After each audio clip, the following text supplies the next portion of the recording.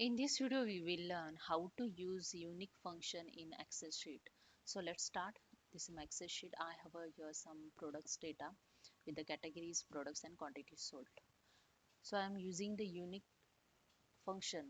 So we will extract the all unique data here by using the unique function. So is equal to unique and tap it and select the your data range. I just select my full data range. Here you can see the range is selected.